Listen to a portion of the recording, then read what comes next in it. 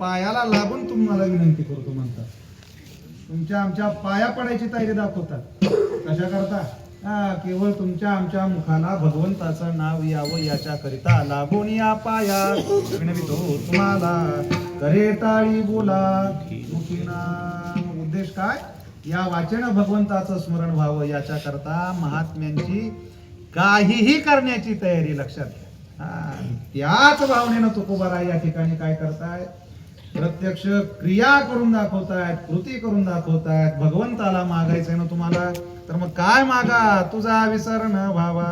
हे चिदान देगा देवा, भगवंता कधीही तुझा विसर आम्हाला करू देऊ नकोस.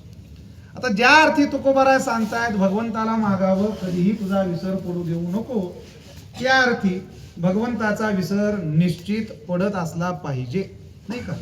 विसर पडतोय म्हणून आम्हाला सांगितलं मागा देवाला, विसर पडू देऊ नको. पडतो विसर, आता आम्हाला आहेच की अनुभव, नाही का? तुकोबारायांचं आम्हाला सांगितलं पाहिजे असं का नाही? आमचं आम्हाला कळतंय की भगवंताचा विसर आम्हाला पडतो, नाही का? बरं, आता काय आमच्या मागे एक व्याप आहे का सांगा बरं?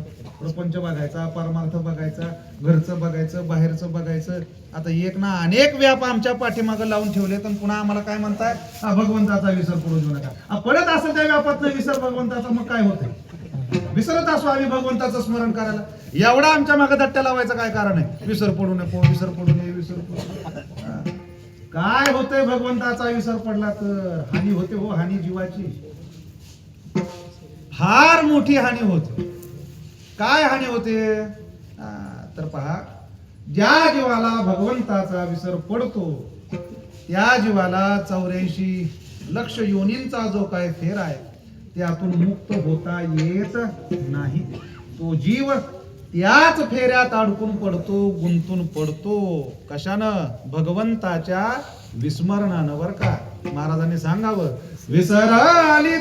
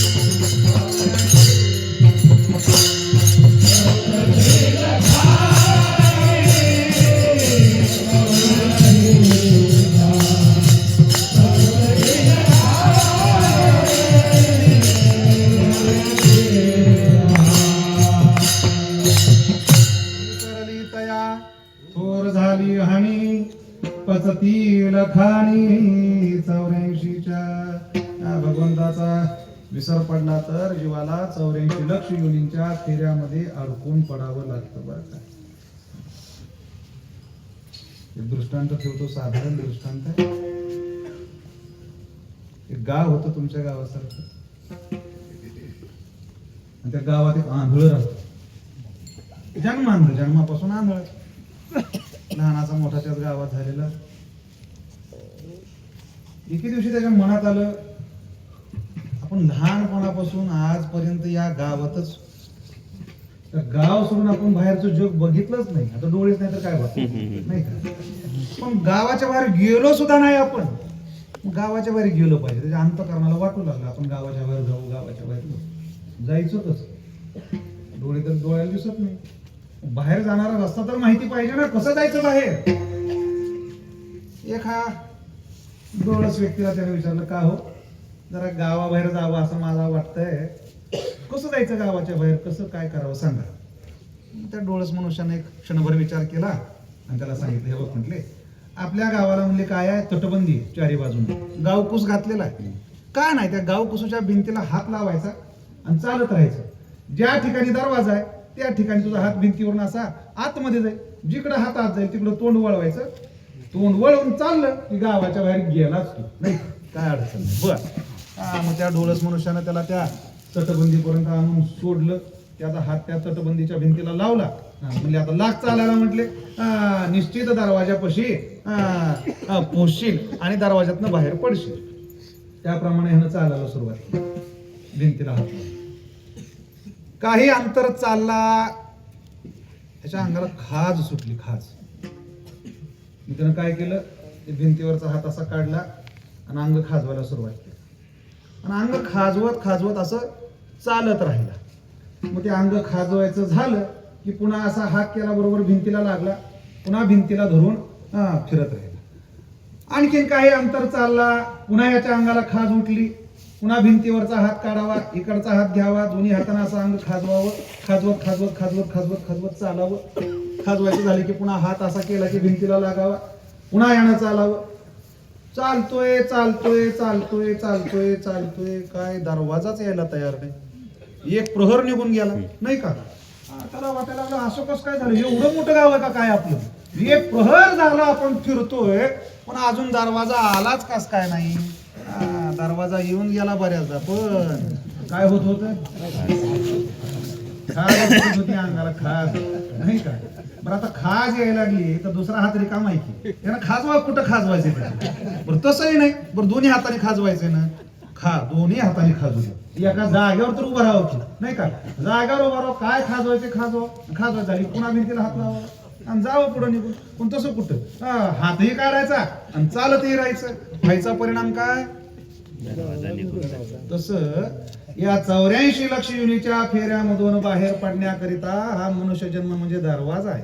पण काय होतंय, दरवाजा जवळ आला की अंगाला खाज सुटते नाही.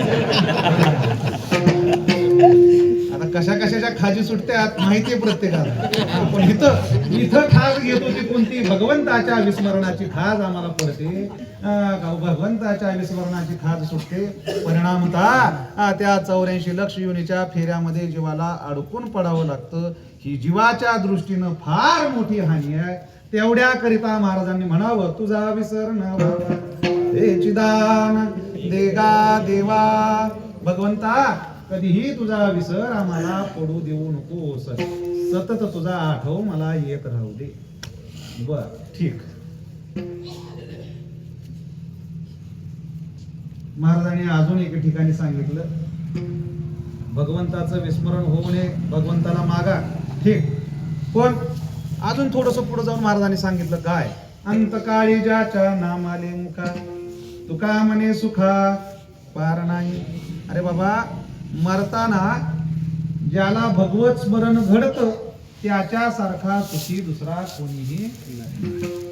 मग आता या दोन्हींची संगत लावा.